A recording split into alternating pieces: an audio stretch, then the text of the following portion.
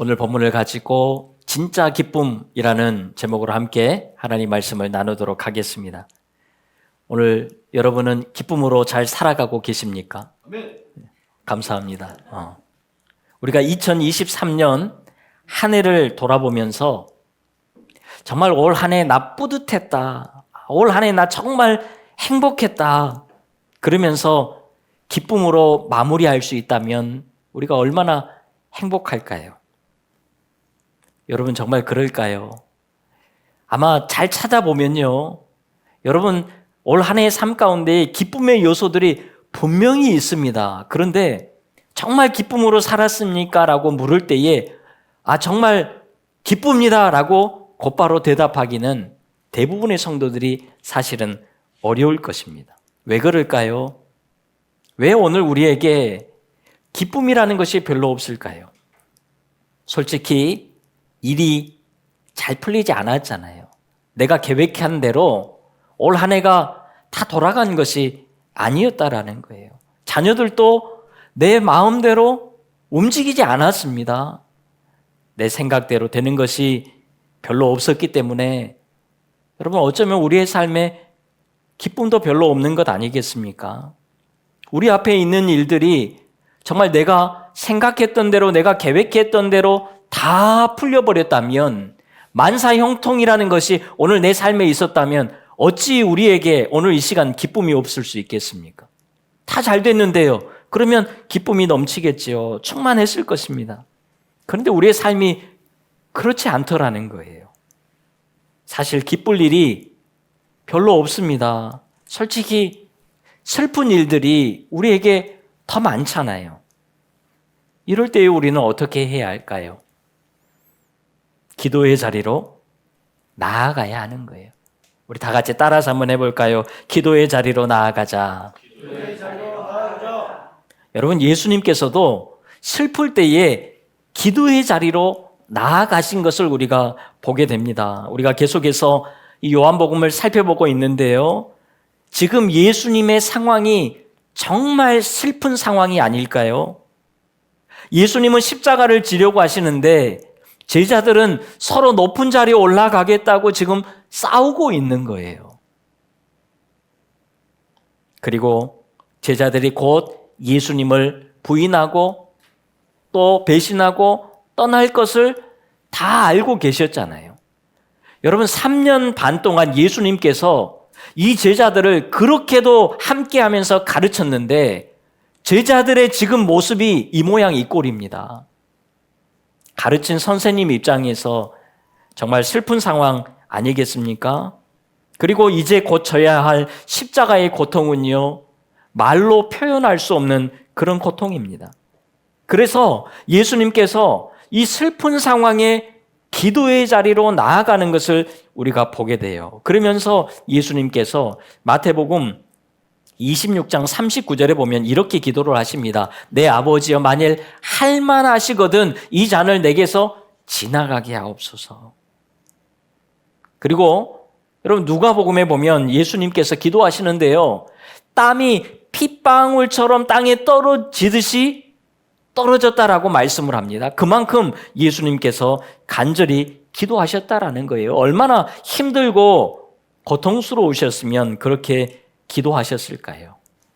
그렇다고 해서 예수님께서 십자가를 지기 싫어하셨고 또 두려워하셨다라는 그런 것이 아닙니다. 그 정도로 십자가의 고통이 심하다는 것을 표현하고 있는 거예요. 그래서 오늘 본문에 보면 예수님께서 이렇게 기도하십니다. 1절 우리 화면을 보고 있습니다. 시작.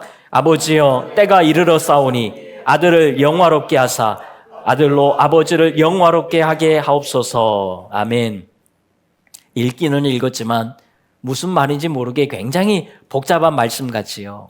간단히 한마디로 이야기를 하면 이런 말씀이에요. 예수님께서 십자가를 잘 질 수 있게 해달라고 하나님께 기도를 하고 있는 거예요. 여러분 예수님께서 이 땅에 오신 이유는 십자가를 지시기 위함이지요. 이 십자가의 사명이 예수님의 사명입니다. 그리고 이 사명을 잘 감당해야 하나님께서 예수님을 영화롭게 하신다라고 말씀을 하고 있지요. 이 말씀이 빌립보서 2장 8절에서 11절에 보면 잘 나와 있습니다. 우리 함께 읽습니다. 시작. 곧 십자가에 죽으심이라. 이러므로 하나님이 그를 지극히 높여 모든 이름 위에 뛰어난 이름을 주사 모든 무릎을 예수의 이름에 꿇게 하시고 모든 입으로 예수 그리스도를 주라 시인하여 하나님 아버지께 영광을 돌리게. 아멘. 예수님께서 십자가를 지시고 영화롭게 되시는데 그 영화롭게 되시는 것 자체가 하나님께도 곧 영화롭게 하는 것이다 라는 그런 말씀이죠. 그것이 오늘 1절 말씀과 연결이 되는 거예요. 그래서 십자가를 잘 질 수 있게 해달라고 예수님께서 하나님께 기도를 하고 있는 거예요. 이것이 우리가 잘 알고 있는 겟세마네 기도입니다.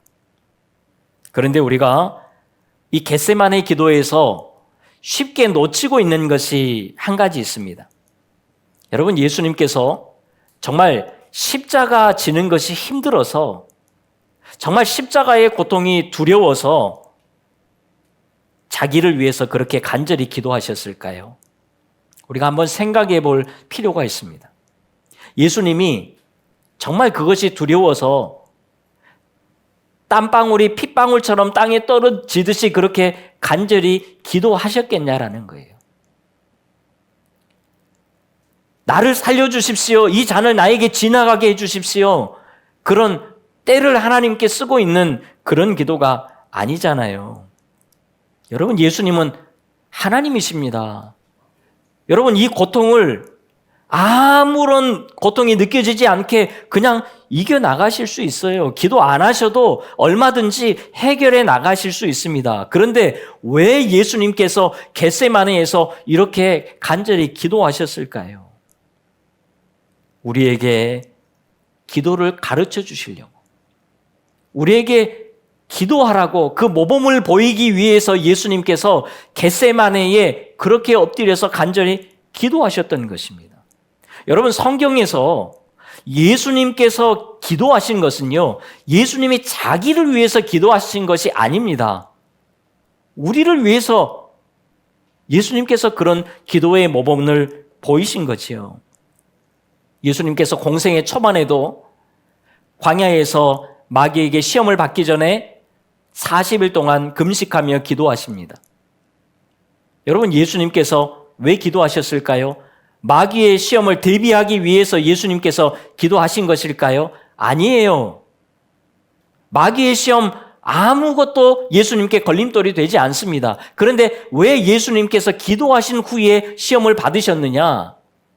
오늘 우리가 살아가는 데 있어서요, 마귀는 우리를 계속해서 공격할 겁니다. 그때마다 우리가 기도로 준비해 있지 않으면, 깨어 있지 않으면 우리가 넘어질 수 있기 때문에 마귀의 시험 앞에서 우리가 기도로 준비할 것을 예수님께서 보여주시는 거예요. 예수님이 연약해서 기도하신 것이 아닙니다.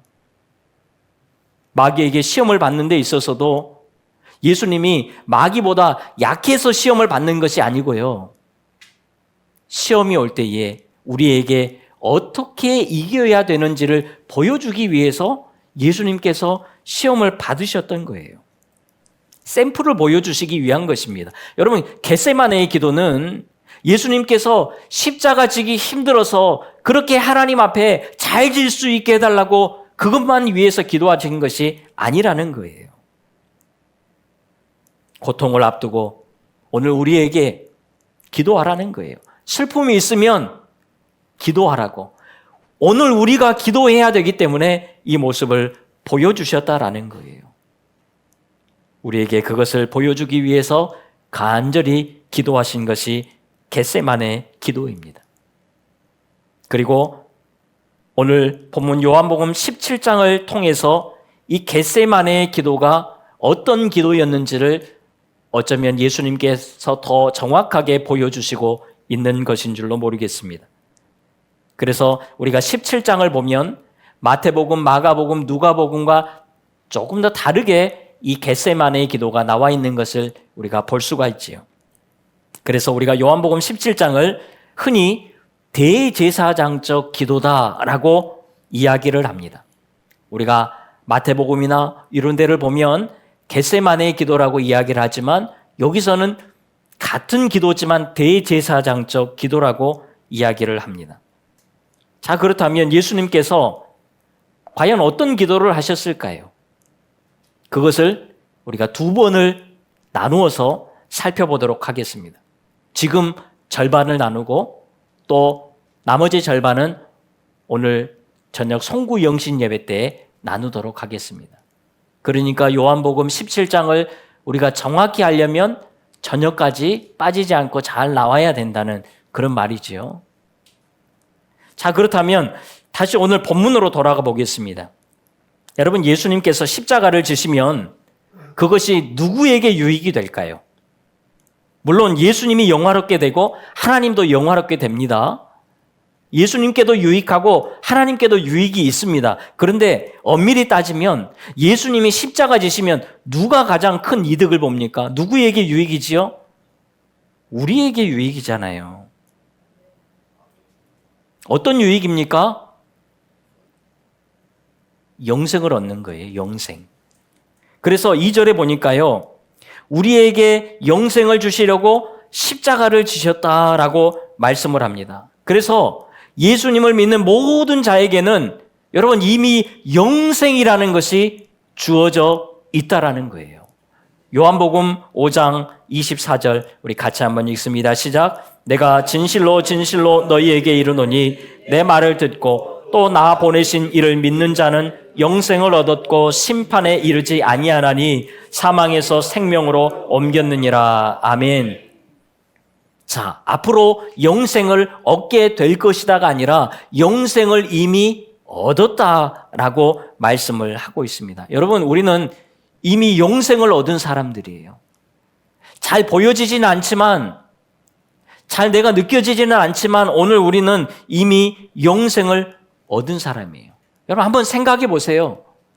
영생을 생각하라는 것이 아니고요, 영생이 우리에게 정말 있다, 오늘 나에게 영생이 있다라는 것을 여러분 한번 생각해 보세요. 우리에게 영생이 있어요. 여러분에게 영생이 있습니다. 얼마나 기뻐요.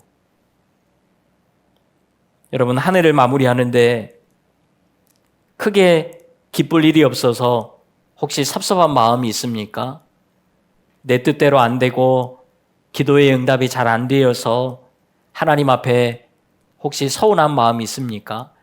우리는 연약하기 때문에 솔직히 그럴 수도 있어요. 그러나 그럼에도 불구하고 다른 무엇보다도 여러분, 우리에게 영생이 있음을 기억하고 기뻐할 수 있는 오늘 우리 모두가 될 수 있기를 간절히 소망합니다. 우리에게 영생이 있어요. 영생. 다른 거 없어도요, 영생은 있잖아요. 영생. 어떻게 보면 이것이 가장 큰 거 아닙니까? 여러분, 가장 중요한 거잖아요. 우리가 오늘 이 자리에 나와 있는, 우리가 오늘 믿음으로 살아가는 가장 중요한 거잖아요. 그런데 문제는 우리가 이 중요한 것을, 이 영생의 기쁨을 자꾸 잊어버리고 살아간다라는 거예요. 그리고 세상에 기쁨이 없다고 원망하고 불평하고 살아가는 것입니다. 왜 그럴까요? 영생을 잘못 우리가 이해하고 있기 때문에 그렇습니다. 여러분, 영생은 죽어서 천국에 가는 것만이 영생이 아닙니다. 이렇게만 우리가 알고 있다면 이것은 절반만 알고 있는 거예요. 여러분, 영생을 성경에서 이야기하는 것은 과거형입니다. 영생을 이미 얻었다라고 말씀을 하고 있어요. 미래적인 영생을 이야기하는 것이 아니고요, 영생을 이미 얻었다, 과거형이니까요, 지금 현재적인 영생을 이야기하고 있다라는 거예요. 그렇다면 이 현재적인 영생이 뭐냐? 우리 3절을 같이 한번 읽겠습니다. 시작. 영생은 곧 유일하신 참 하나님과 그가 보내신 자 예수 그리스도를 아는 것이니이다. 아멘. 여러분, 영생은요, 하나님과 예수님을 아는 것, 알아가는 것, 이것이 영생이라는 거예요. 내가 죽어서 나중에 천국 가야지 그 영생만 알고 있다면 절반만 아는 거고요. 진짜 영생은 우리가 지금 살아가면서 하나님과 예수님을 알아가는 거예요. 여기서 안다는 것은요, 지식적으로 아는 것을 이야기하는 게 아니에요. 체험적으로 안다는 것입니다. 직접 만나면서 교제하면서 그렇게 알아가는 것, 그것을 말하는 거예요. 인격적인 교제를 말씀하는 것입니다. 그러니까요, 영생이라는 것은 오늘 내가 하나님과 인격적인 관계를 맺고 살아가는 거예요. 하나님과 관계를 회복하고 살아가는 것. 여러분, 이것이 진짜 영생의 삶이라는 것입니다. 그런데 이것이 안 되니까 영생의 기쁨이 자꾸 사라지는 거예요. 그냥 나중에 갈 걸로만 생각하니까 오늘 내 삶에 별 영향을 주지 않는다라는 것입니다. 그런데 영생이 뭐라고요? 하나님과 관계를 회복하고 오늘을 살아가는 것, 이것이 영생이에요, 영생. 그때의 영생의 기쁨이 우리에게 있다라는 것입니다. 여러분, 한 해를 마무리하면서 우리 다시 하나님과의 관계를 한번 점검해 볼 필요가 있습니다. 하나님과의 관계가 내가 잘 되어 있는가? 오늘 이 관계를 회복할 수 있는 우리 모두가 될 수 있기를 주님의 이름으로 축원합니다. 이것이 회복되잖아요. 그러면 영생의 기쁨이 우리에게 몰려오는 거예요. 자, 그렇다면 하나님과 인격적인 교제를 잘 맺는 것은 뭘까요? 하나님과 관계가 좋아지려면 오늘 우리가 어떻게 해야 할까요? 순종해야 하는 것입니다. 하나님의 말씀에 순종할 때에 여러분, 하나님과의 영적 교제가 잘 이루어지는 거예요. 오늘 보면 4절에도 보면 예수님께서는 하나님께서 하라고 하신 것, 하나님이 하라고 주신 일에 순종했다라는 것입니다. 예수님이 계속 말씀하셨잖아요. 내가 지금 이야기하는 것은 내 이야기가 아니라 하나님이 나에게 주신 이야기고, 지금 내가 너희에게 보여주는 것은 하나님이 나에게 하라고 해서 보여주는 것이다. 이것을 계속 말씀하셨던 거예요. 예수님은 하나님께 순종했습니다. 그러니까요, 관계가 잘 이루어지는 거예요. 여러분, 성경을 보면 이 불순종이 하나님과의 관계를 다 깨뜨렸잖아요. 아담과 하와가 불순종할 때에 하나님과의 관계가 깨어졌습니다. 이스라엘의 초대왕 사울이 하나님께 불순종할 때에 그 관계가 깨어져 버린 거예요. 이스라엘 백성들도 불순종할 때에 모든 관계가 깨어지고 멸망 가운데 들어가는 것을 우리가 보게 됩니다.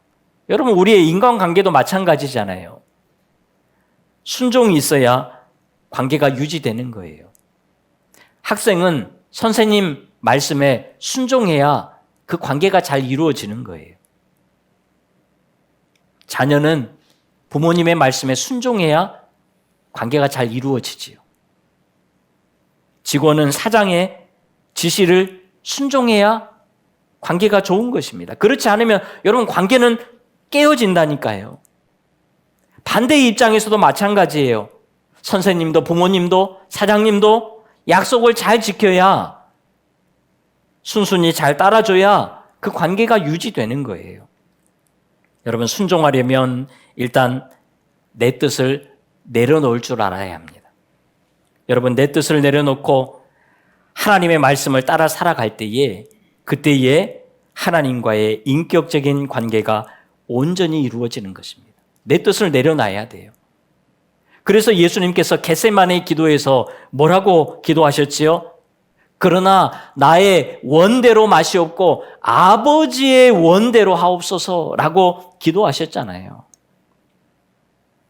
이것이 하나님과의 관계를 이어가는 방법이고 오늘 우리가 영생의 기쁨으로 살아가는 방법입니다. 예수님께서는 제자들이 어떤 다른 기쁨보다 이 영생의 기쁨으로 살기를 원하셔서 하나님께 기도하셨던 것이 바로 겟세마네 기도입니다. 그런데 솔직히 순종하는 것이 어렵지요.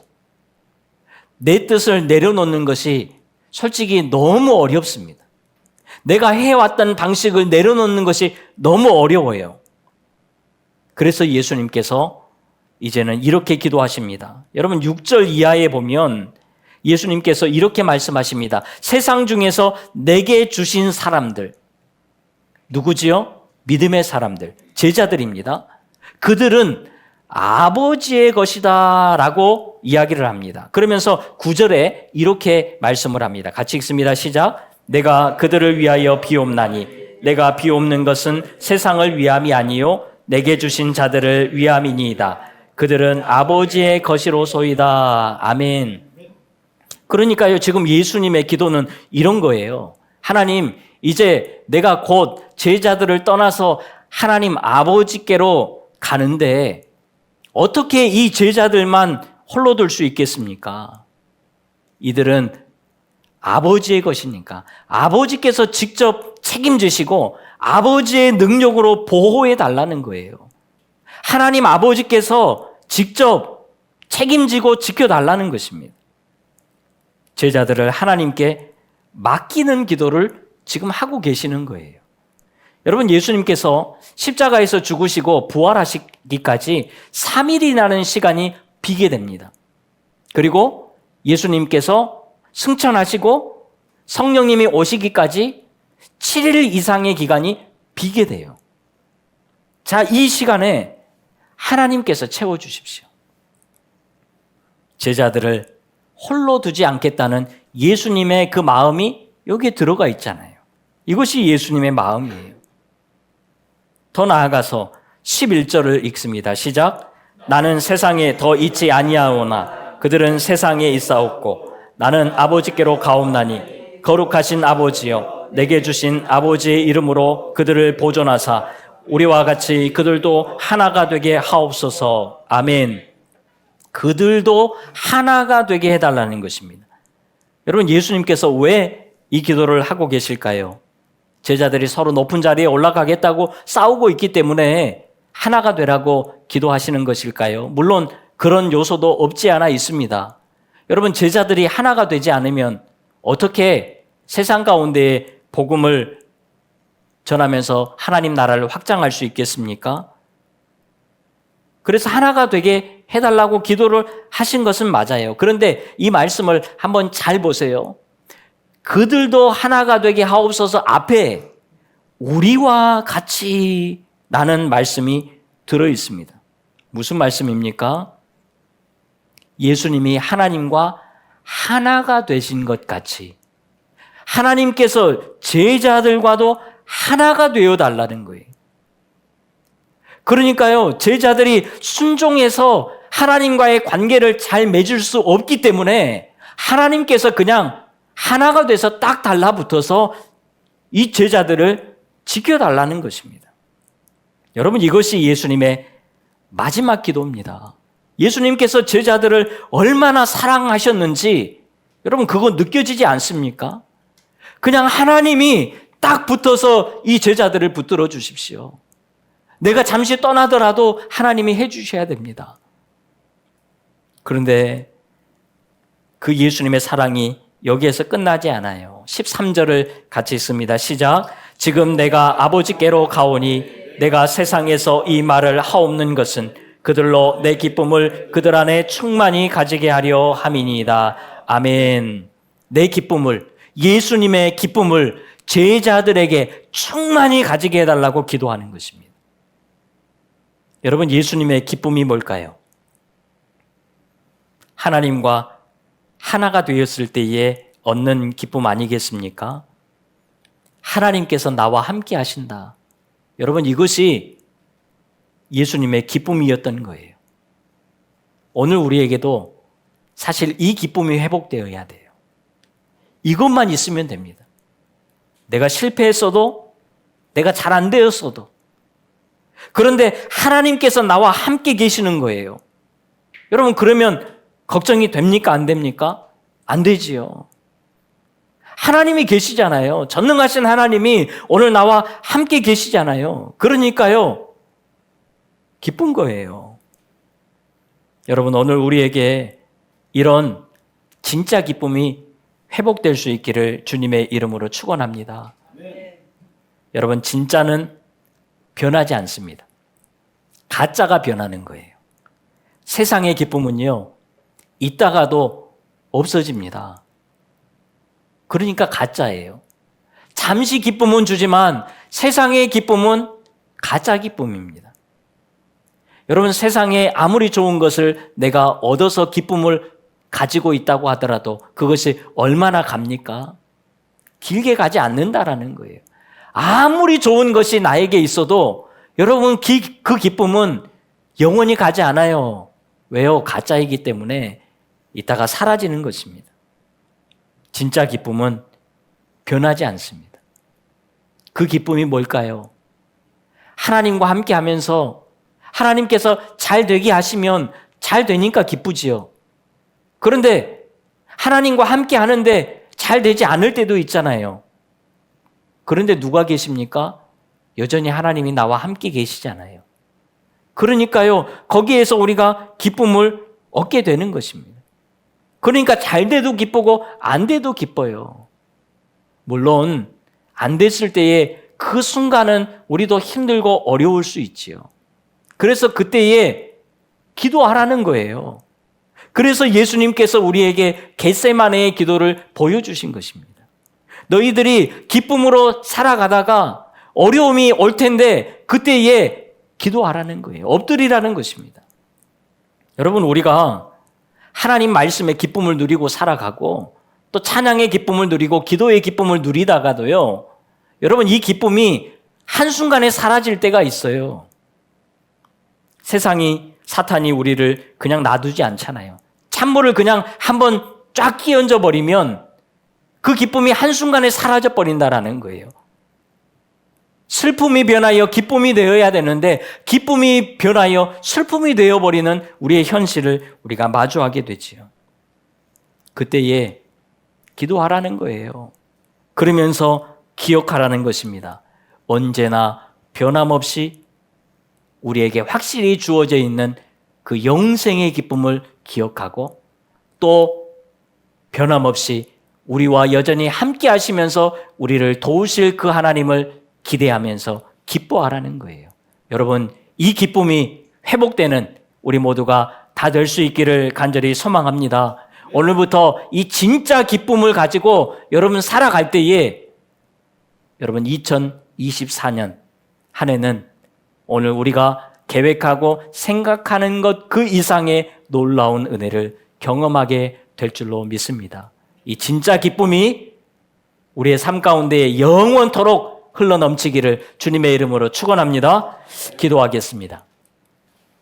하나님, 우리가 진짜 기쁨을 다시 한번 회복할 수 있도록 오늘 이 시간 성령님께서 우리의 심령을 붙들어 주시옵소서. 그래서 세상의 기쁨, 가짜 기쁨에 좌지우지되는 우리의 삶이 아니라 진짜 기쁨을 가지고 늘 주와 함께 기쁘게 살아갈 수 있는 우리 모두가 되게 하여 주시옵소서. 예수님의 이름으로 기도하옵나이다. 아멘.